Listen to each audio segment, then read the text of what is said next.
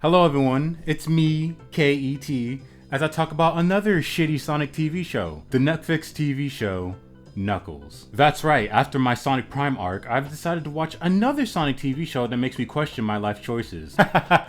Does this constitute a self-harm? Because for the whole time I was rewatching the Knuckles show, it was tempting for me for my heart to come in contact with a kitchen knife. Now, this isn't gonna be like my Sonic Prime review where I reviewed each painful episode. Oh, no. This is more of an essay as to why I think the Knuckles show is complete top tier shit.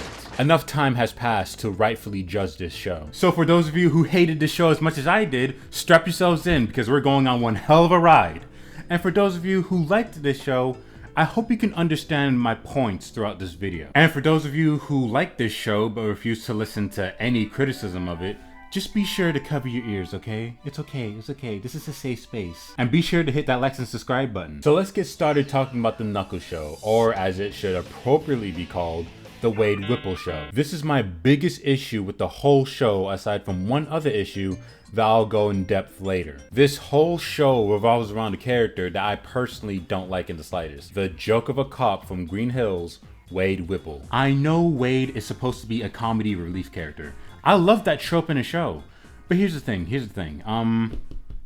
I don't find him funny. Surprise, surprise, humor is subjective, but just in general, I don't find him to be an interesting character. So for a whole show to be mostly dedicated around a character I couldn't care less for, it makes you want to snap my neck. No way in hell would I ever watch a show surrounding this guy if they were marketing the show that way. But they didn't market the show that way. But again, I'll get into that issue later. When Wade is talking about how his father left him, I didn't care. When he gets kidnapped by that biker guy, I didn't care. When Wade beats his father in the bowling tournament, I didn't care. Wade having stage 3 cancer, I don't care. When Wade is arguing with Wanda, I got it!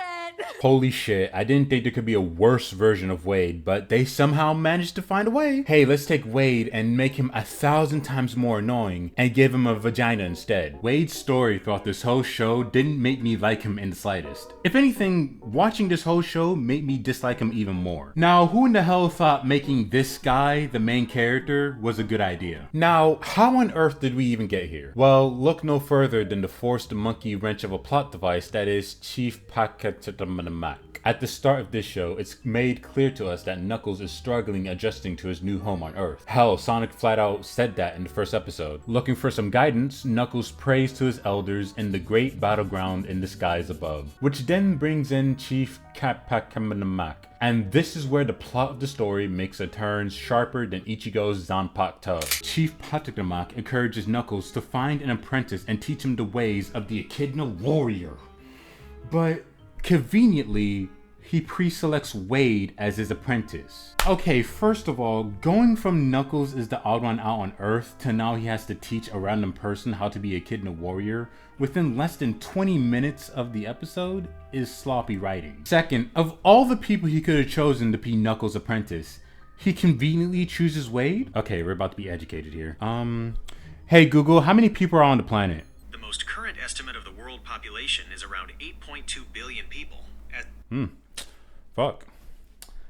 That's a lot of people. What are the odds of that? This is a perfect example of the writers trying to get the story in a certain way, but having no idea how to do it without ruining the logic surrounding it. Okay, man, how do we get Wade and Knuckles together to start their wild journey? I got it. Let's get some old elder to tell him to do so. Can we use Chief Forgettable? Of course we can. Ken Penders can't stop us. You're damn right he can't. But how would Chief Forgettable even know Wade to even say shh? It doesn't matter. Let's just hope the audience is dumb enough to not notice these flaws. If this isn't a great example of what plot convenience looks like, then I don't know what is. And to clarify, I'm not against Chief Forgettable being a spiritual guide for Knuckles, but to use him as nothing more than a plot shifter and an expedition dump machine during Wade's fantasy dream is an awful use of the character. I'm not exaggerating when I say this. That's essentially his role in the entire show. A monkey wrench shifting the plot in an unnatural way and an exhibition word salad detailing Knuckles' backstory. But hey, at least we got a good laugh out of his interactions with Wade, right?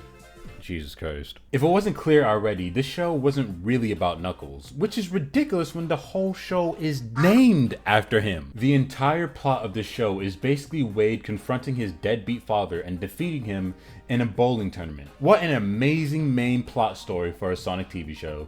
I'm sure that'll put butts in seats. As I said before, the show did start off with the plot point of Knuckles struggling to fit in on Earth. But at some point during the show, as soon as this arbitrary plot device came in, it wasn't really about Knuckles anymore, and the main character shifted from him to Wade. I truly believe that if Knuckles was replaced by either one of the other two furballs in this show, very little of the main plot would change surrounding Wade, his father, and the bowling tournament. Now, one can make the argument that without Knuckles, Wade wouldn't have gotten the warrior spirit that he was taught by Knuckles. Literally replace Knuckles with either Tails or Sonic, and replace warrior spirit with believe in yourself, and the end result of this show would be exactly the same. Oh, my dad left me at a TJ Maxx. Now I'm sad as fuck. Hey, don't worry about it, Wade. You'll show that deadbeat who's boss. Just believe in yourself. Hey, Tails, look. All these posters in my room are full of people I look up to. Also, I totally didn't ejaculate on this cardboard cutout. That's the spirit, Wade. You just need to take inspiration from these guys and believe in yourself, and you'll defeat your father at this bowling tournament. Gee, thanks, Tails. Jilliky Willikers, what are these white marks on this cardboard cutout? Hold on, Cat. We would have never gotten Knuckles' backstory if he was replaced by Sonic or Tails. Yeah, you're totally right, but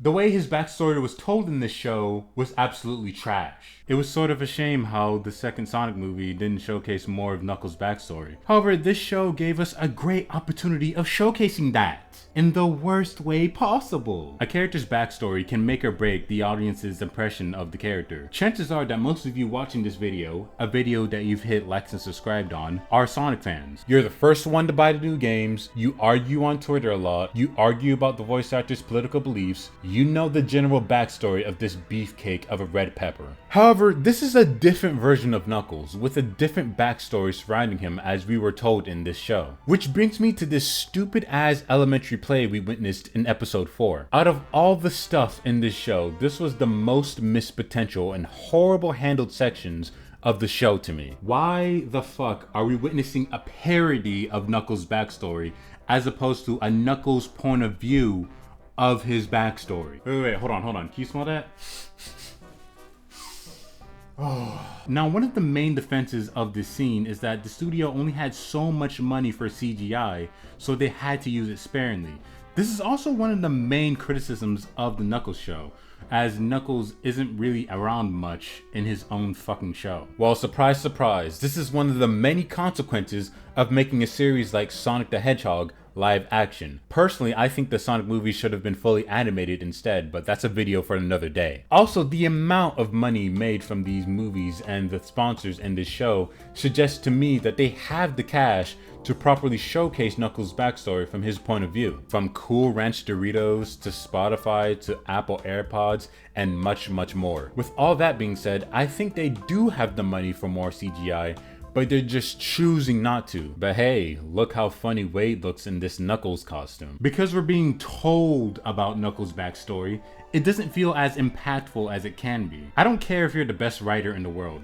Explaining someone's backstory will never be as engaging as actually witnessing it from the character's perspective. I'm sure most of you are also fans of Dragon Ball Z. Much like how women love to complain, Sonic fans love Dragon Ball Z. And I'm sure all you guys recognize this interesting character. Jiren's backstory in the Tournament of Power arc was just explained to the audience in the anime. This is one of the many reasons why Jiren isn't liked among the fan base. Also, his character design is just really fucking lazy. Now let's flip this coin to another Dragon Ball character. Trunks' backstory actually had some thought and care behind it, even going as far as to making a whole TV special about it. We as an audience actually witnessed his struggles and challenges, making him sympathetic and giving the audience a good reason to care about him and achieving his goals. It's like the old saying goes, show, don't tell. Unfortunately, the writing team didn't follow this rule when they thought about shoving Wade into a shitty Halloween costume. Another reason why I really did not like this fucking musical was that the tone of it wasn't really consistent. Is this supposed to be funny because of how it's being presented to me? Or is this supposed to be serious because of the context of what's happening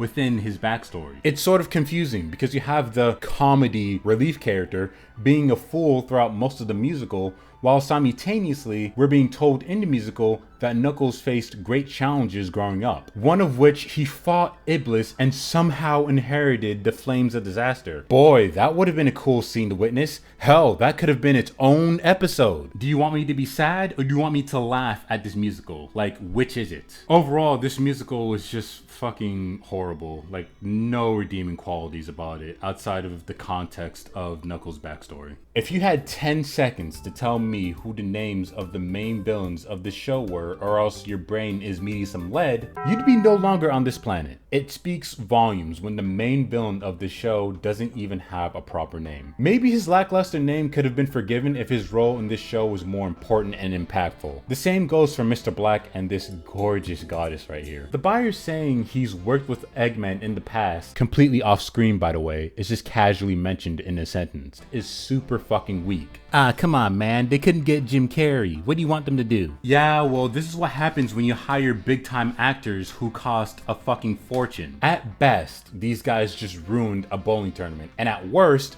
they were just filler within the show. And if that's the best you have to offer in the show, then I'd rather they just weren't in this show at all. And this is the part of the video that I wanted to talk about the most. Am I going too far by saying this show was false advertising? Save your answers for the end of the video. The way this whole show was promoted did not match up with what it actually was. At least to me it didn't. The trailers leading up to its official release suggested that it was going to be much like the movies, but in a bite-sized TV show. Well, as a wise man once said, so that was a fucking lie. The trailers of the show are full of action-packed moments, but when you actually watch the show in full, these moments are so few and far between. I'd go as far as to say these moments just serve as backdrops for Knuckles and Wade's bowling tournament quest. I probably would have forgiven it if the moments in between those action scenes were actually good, but if you made it this far into the video, you know my feelings towards this show. When it comes down to it, I think this show is the Sonic Forces of Sonic TV shows, hyping up the fans for a product that had false pretenses from the moment it was presented and then proceeded to underdeliver. I never thought that being a fan of this blue rat, I'd get tricked twice over a product that it was offering me. Say what you want about Sonic Prime, don't worry, I think that show is shit as well, but at least the trailers leading up to that show ended up delivering in what it was presenting. It's just that, unfortunately, the show ended up being boring and for the grand majority of it. With the Knuckles show, it just boils down to a bowling tournament adventure. I don't think anyone in good faith can say these trailers match up with what the show truly was.